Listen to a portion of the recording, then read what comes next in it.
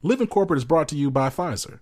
Every day, Pfizer colleagues work across developed and emerging markets to advance wellness, prevention, treatments, and cures that challenge the most feared diseases of our time.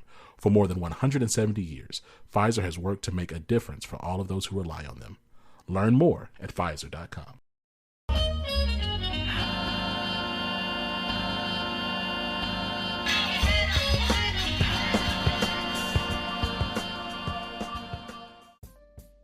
What's up, y'all? It's Zach with Living Corporate, and I hope that your holidays, whatever those may be for you, even if this is just a season where you're away from work, I hope that this season has been a blessing for you. I am sitting here, you might hear my youngest in the background, really just trying to reflect and absorb on how great this year has been.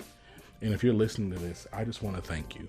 Right? I want to thank you for whatever it is you've contributed, even if it's just been your time listening to our podcast or your glancing eyes over a social media post or spending some time on our website, living-corporate.com, checking out our merch, livingcorporate.shop, giving us 5 stars on Apple Podcasts, like whatever it's been. I just want to thank you. Every year doesn't have to be a year of growth. We can look in the market right now and see everybody doesn't always have a great year. Your year is not guaranteed to be good. And so the fact that I can look back at this year and see all of the growth that we've had, I can't do anything else but be thankful. So thank you. I hope that as you prepare for your new year, that you're taking care of yourself. Living Corporate's going to be here. Okay. We're going to continue to create content. We don't really take days off, like our flagship show doesn't. The rest of our shows are kind of seasonal, but we don't really do that. Like our flagship is always on. And so you're going to continue to hear dope conversations. And look, I'm excited to bring in 2023 with you. Make sure you keep listening to Living Corporate. We'll talk to you soon. Make sure you check out this next conversation. I promise it's fire. Peace.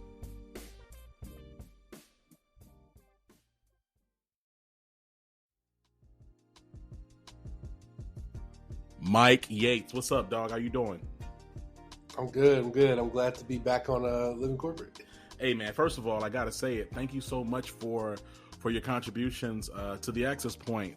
It feels like that was a long time ago, but it really wasn't, Yeah, I know it does. I missed the Access Point, man. Like, I appreciate it though. Like, I'm glad to have had that opportunity. It was really fun. Man, look, I enjoyed it. I enjoyed your voice on it. I mean, the content's still there, so people are still listening to those conversations, and I still refer people to your shows specifically. Look, man, like we're here. I feel like I understand, right? Like the space that you engage around education, but if you were to give it like in a headline, like what would you say your purpose is? Yeah, in a headline. The reason why why I do what I do and why I do it the way that I do it is because it's not just that learning should look different. It's that it has to, or else. And then I can tag a bunch of different things on the back of that. But that's the way I think about it. It's like learning has to, like school has to look differently or else. And when I think about Black folk, like if we don't create a more meaningful learning experience that's attached to like real career outcomes, then the or else is different than another community. Like for us, it is like we are already starting off with less resources, with less access than everyone else, and so we need a system that, whether it's our own or not, that is responding to that is giving us what we need to both catch up and get ahead.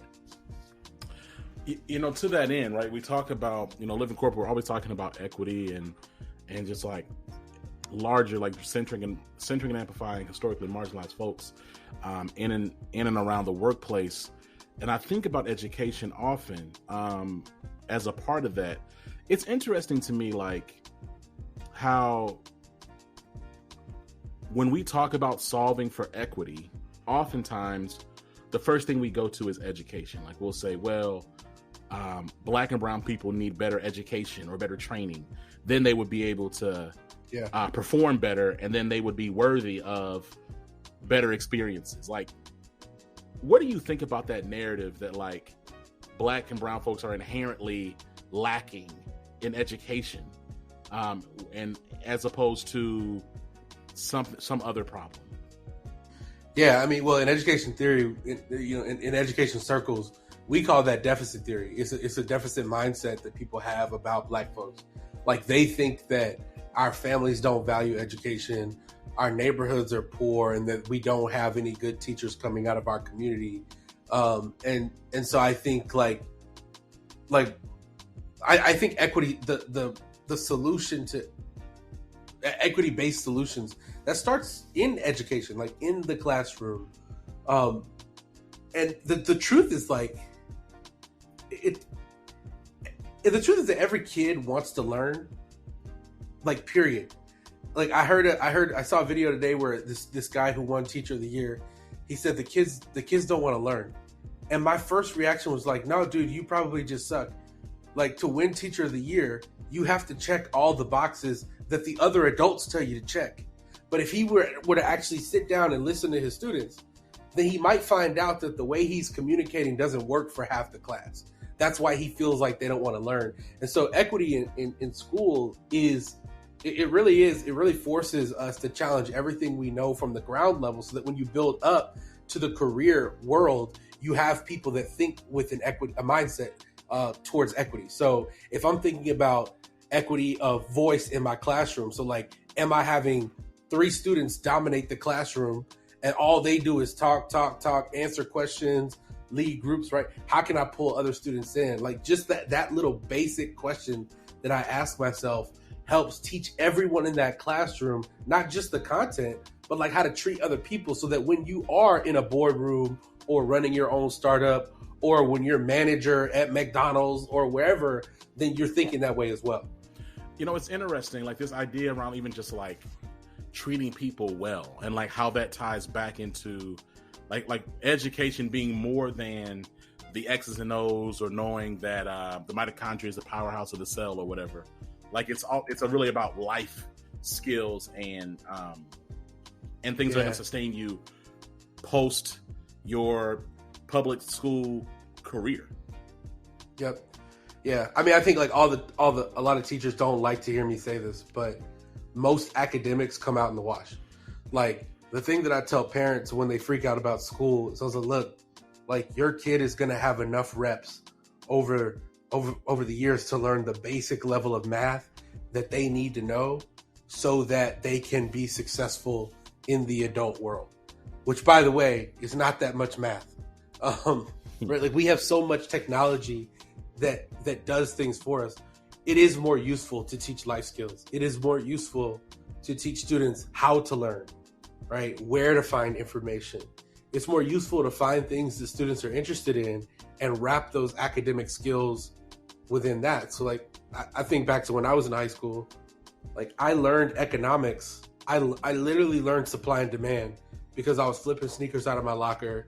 I was selling candy. I was flipping CDs, like selling burnt mixtapes. And my high school principal made me turn it from, he told me, he was like, look, this is a hustle right now. You need to turn this into a business. And he gave me the on-ramp to turn my hidden business, flipping stuff out of my locker, into an actual business where I had to pay an overhead fee. So I had to pay a tax to the school to operate on the campus. I had to hire people, right? And so, but like, that life skill, building a business, I was pulling in academic subjects without even knowing it, right? Like, I had to learn how to balance my own budget. I had to bring in all of that advanced math in pursuit of building that business. I had to hone my communication skills, my persuasion skills, right? Like, all of that. So I think life skills education, to me, is far more important than just like basic academics. Even though we'll never live in a world where they will, where school systems will let us not teach math. So I normally recommend people just find the most efficient way to get those academics out of the way and definitely teach life skills. You're big on like teachers being empowered, and how our current school system, public education system, doesn't necessarily empower or set up teachers for success. You know, you're also a black man. I might be. Hold on a second. Oh, can you hear me? Can you hear me? I can hear you. Did you mute? Uh-oh.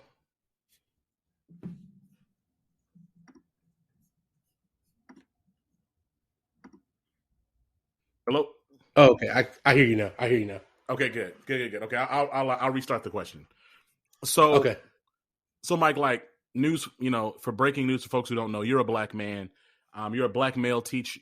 You're a black male teacher. You were in Teach for America. You taught at juvenile detention centers. You've had a wide array of experiences. Talk to me about how the public school system does or does not support black teachers, specifically black male teachers, in the classroom. Oh yeah. I mean, the first thing you can do is like just look at the numbers. Like, American teachers are overwhelmingly white and female and middle aged. So, I mean, and the number is like creeping towards 80%. I think it's at like 79%. When you think about that number, a white woman is in a lot of ways the polar opposite of a black man. But there are often just, quite frankly, like cultural differences. And like when I was in the classroom, I can tell you, like, it was very difficult to be a black man because you are viewed in a specific way. There are a lot of stigmas that are attached to black male educators. One of them is that you're an authoritarian, right? Like if any teacher has a problem with the kid, you'll find that without even asking you, they'll send them to your classroom. And you're like, why do I? And if you're not seen as an authoritarian, you need to be seen as very entertaining. Like there was this great, I forgot who wrote this exactly, but there was this great piece that was written by this brilliant black academic, I think from Howard, that talked about the downfall of the entertaining black professor and how students expect black professors to be more entertaining than their white counterparts. And so like you experience all those stigma, like all these different stigma, like you're an authoritarian, you should be coaching, you should be extremely entertaining, right? All of these things. And then you have, generally speaking, like no support. Like it's very rare. I of my whole teaching career, I think I only taught with another black male educator once, 1 year out of my whole teaching career. So it's very rare for two of us to be in the same building. So you often have no support. You often have nobody who you can go to and vent to. I just met these three guys on through TikTok and Twitter that like literally will like vent to each other after these three black men working in the same school. And they're saying like that's the only way that they're staying sane. So I think the plight of the black male educator, like it's like we are a dying breed. We are a rare breed because it is actually so difficult to be a teacher in the first place. But then you add all those other layers on top, it makes it more difficult. Yeah, you know, it's interesting. I have some friends who are also in public education, and you know the same things that I deal with, or that other folks that I know in corporate America deal with as black men. Like, those things don't stop when you go into education, right? Like this idea of maybe being seen as overly aggressive or angry, or like to your point, this expectation to perform and entertain. I find that really intriguing. Exactly. I'd like to hear more about the project you're working on now. Like, what are you excited about right now? Yeah. So about almost 2 years ago, I was building a school. Basically, software billionaire funded this school project. He wrote us a blank check, and for 4 years we worked on a school that was like one of the most incredible schools that I've ever seen. And that led me to really thinking about, like, going back to what we were talking about earlier, was going back to equity. It's like we built this dope school without considering access and equity, and then we're met with this really interesting problem that, like, we live in Austin. At the time I was living in Austin, Texas, and that city was 82% white at the time. So we're like, there actually just ain't no black people here. Like, actually, there's only 3% black in this city, and we all lived in the same neighborhood. So we're like, unless we physically move this school building or start busing kids in, which like that was actually something we couldn't afford, then we felt strapped. And so I remember sitting in that meeting saying to myself, I'm gonna go work at a national altitude because I felt helpless. Like we had built this cool thing and we felt like we couldn't do anything. So I moved, I left. I went to go work for an organization called the Reinvention Lab, which is where I am now. The Reinvention Lab is like a small startup inside of a large nonprofit. Teach for America is the largest education nonprofit. Black folks feel all kinds of ways about TFA, and they are right to, because I do. Like I was rejected by Teach for America in 2015, right? So for some of the same ideas that I've now brought into the organization that everybody's embracing, I had a person tell me in San Antonio in 2015 that these ideas were crazy and that they would never work. So, basically, like at the Reinvention Lab, our job is to challenge everything TFA thinks they know about learning and about education and about students, and to show the organization a new way of being. So we're doing everything from pop-up experiences to like coaching regional teams that Teach for America. And then this body of work that I'm working on is really exciting, is we're building a product studio inside of TFA, where we're basically, our job is like over the next 12 months, we're going to build 6 prototypes that could turn into business models, like viable lines of business for Teach for America. Because just like the teacher shortage is stressing the organization, and for the first time in its history, they're forced to look into being and doing things differently.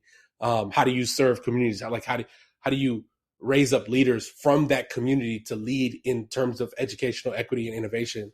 One of the other things we're doing is we're building a network, and specifically the intersection, which is actually a small group of people. It's people that are innovating, like true innovation in education, that also care about equity. That intersection is who we want to serve. Basically put them on. Built a dope sneaker competition called the Future of Learning Challenge. Yeah, that is like my right now. That's the thing I'm really proud of. We in this network of innovators we have, they told us, they were like, "Hey, we're heads down. We can't raise money. We're working really hard, but we know that we need to build a marketing and branding presence." And so instead of just giving them a marketing and branding workshop or paying for them to go like to office hours with somebody, we built a 6-week design experience where we partnered with the team from the Yeezy brand that built the Yeezy brand.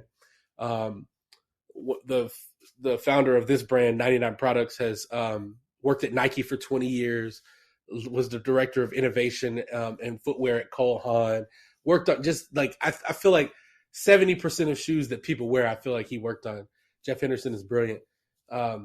But we got to partner with them, literally just hit him up on Twitter, and we made it happen. The Antigen podcast returns with a 3-part miniseries spotlighting maternal immunization. When it comes to vaccine development, there's been a shifting paradigm.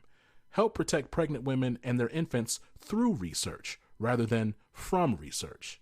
Join us this season to dive deeper into this topic, the history, challenges, innovations, and exciting developments to come. Subscribe and listen to The Antigen, powered by Pfizer, on your favorite podcast app. That's incredible, man. I mean, you and I, we talked about this offline, is how just like the education system is the last, I guess, like one of the most lagging spaces for innovation and across the board. I think I would be remiss, right, like not to bring up a few things around. One, I'd love to hear your thoughts around this craze of CRT, quote unquote, and banning books and things of that nature, as well as, I mean, I'll meet you with 2 big things. So this aversion to talking about history in class or in the school system. And then 2, the Uvalde shooting, but more than that, just public school safety. Yeah. So CRT is interesting, especially. So my hot take for CRT is that because most public school teachers are white women, I don't think that we should ever legislate CRT be taught in the classroom. Nobody's asking for that, but I always say that just in case somebody does, because I, quite frankly, like I don't trust Becky and Sarah to teach CRT. Even if that was the ask. Right. Even if that was the ask, I would not trust them. I mean, really, like I think a lot of the fear around critical race theory is just political positioning and fear mongering. Even if like when I talk to parents about this, I've been in several parent circles and I've said, look, even if you disagree with this theory, like if you think it's wrong, it's actually not a bad thing to teach wrong theories in school, right? Like I ask Black parents, do you want your children to know that there at one time in this country were people that theorized that you could genetically modify human beings to make a superior race? We call that eugenics. And they're like, well, yeah, that's an important part of the history of the world. They need to know that that theory was disproven. Great. So why is CRT any different? It is a theory that you can apply to a broad number of historical events and present day events. Like, why is it any different? Like, if you disagree with it, like, then disprove it, right? Like, find a competing theory, and that's your opportunity to talk to your child and educate your child at home. So I think like when I look at CRT, I just zoom out to all education content, right? Like anything that you disagree with in a curriculum, you have a couple of options. One, listen, like you can pull your kids out of school. Like if you don't like what they teach in school, pull your kids out of school. The thing that nobody likes to accept, nobody likes to hear this, but it is true. Public schools are government funded, which means that they are the same technically as the DMV and as WIC and as EBT, right? Like we don't like that because we're sending children there. And I think because we're sending children to these schools, that's why the government should be making every effort to make them as, state government should make those schools as good as possible. You should hire the best teachers you can. You should resource them the best you can because people's children are there. But at the end of the day, like it is just one option. It is the option that the government is choosing to provide for us, which we should actually be thankful for because there's not public schools in every country. But there are other options. There are other options at different price points. Just like when you go to the grocery store, you can get the store brand, you can get the name brand, you can get the organic one. Like there's different options. One of them is homeschool. One of them is private school. There's independent schools, right? So I think with all educational content, there's that. And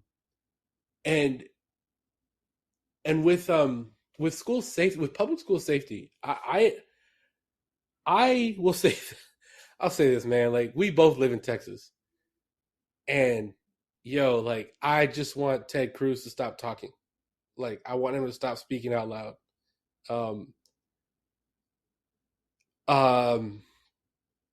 I personally just think we need to make it really difficult to get a gun. Like we need regular, like just like you have to renew your vehicle's registration, like you should have to renew your gun permit every year with a written and a some sort of like practical test. And inside of schools, this is like it's so hard because with public schools they already look like prisons. They're already built like fortresses.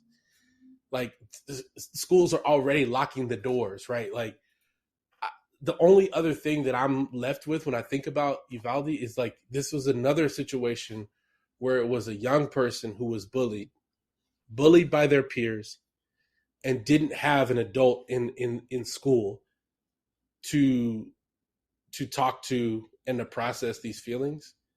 And so I think one thing that we can do, that this is like super long game because I don't know what to do practically.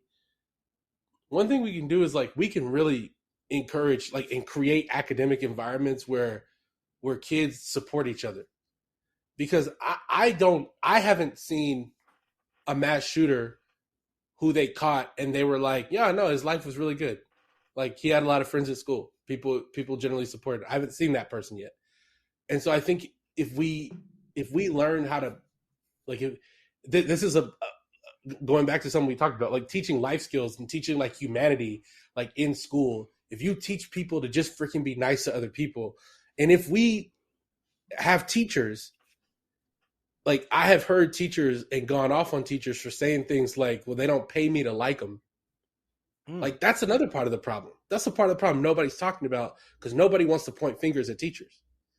But like if students don't have a place to go, like if they don't have a person to talk to, even like they're there 8 hours a day, right? So that you know the argument like, well, go talk to their parents. Well, you don't allow them to be on their phones. So what, can they call their mom in your class? No, they can't. So if a kid's being bullied, who are they going to come to? It's either a teacher, a counselor, the principal. And in a lot of schools, everybody acts like they don't have time, right? So I think it starts with those human interactions and all of the safety and security measures. I mean, we can do a lot, right? Like metal detectors at the doors, one way of entry. We can do a lot, but I think until we start being better to each other, I just don't think we'll stop seeing people want to hurt other people for no reason. Man. Yeah. I don't even know. I have no follow-up. Yeah. I receive it. I'll tell you the saddest story of my career that was also, it was a wake-up call for our whole school, and it is where this came from. I had a student who used to get in trouble a lot, and I was teaching in a semi-wealthy, like it was like a middle-class private school. Other thing, if people don't know, there are actually like tiers. There's like bands. There are like mega wealthy private schools. Then there's like regular people who like sacrifice to send their kids to private school. So this was one of those. It was like, so like he wasn't wealthy, but he went to a private school. He most of his tuition was scholarship, and he was like a troubled kid. That's what everybody labeled him. But he loved coming to my class because I never lectured ever. We did all these discussions. I would let him. He had wild ideas about everything, and we would just challenge him. Like literally, the goal of the class was like, yo, if he says something wild, like somebody else, you have the freedom to bring up an article or some evidence. And so he loved it because he got to debate everything. And I would just sit and talk to him like about all his crazy ideas and tell him like, I think that's crap. That's not true. And he'd tell me, I think your idea is crap. And I used to love this. I love seeing this kid.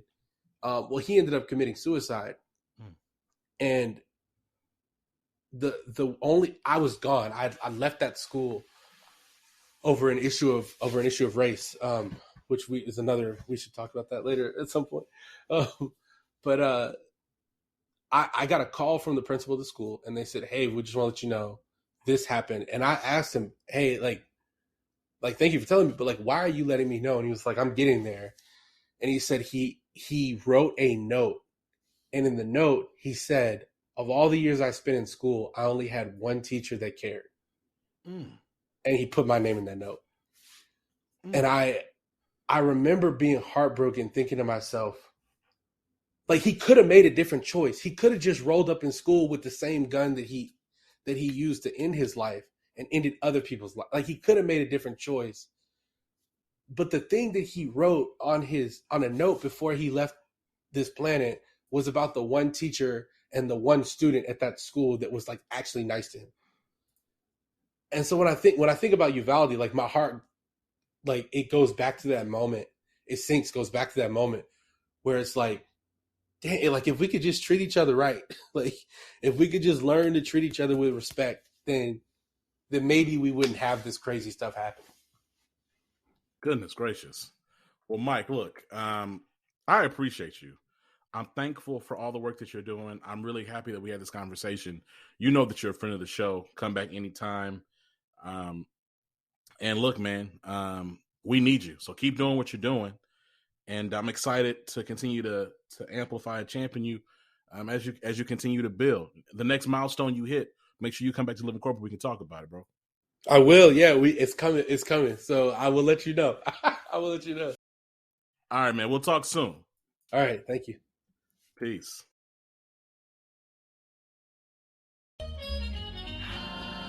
Living Corporate is a podcast by Living Corporate LLC. Our logo was designed by David Dawkins. Our theme music was produced by Ken Brown. Additional music production by Antoine Franklin for Musical Elevation. Post-production is handled by Jeremy Jackson. Got a topic suggestion? Email us at livingcorporatepodcast@gmail.com. You can find us online on Twitter, Facebook, Instagram, and living-corporate.com. Thanks for listening. Stay tuned.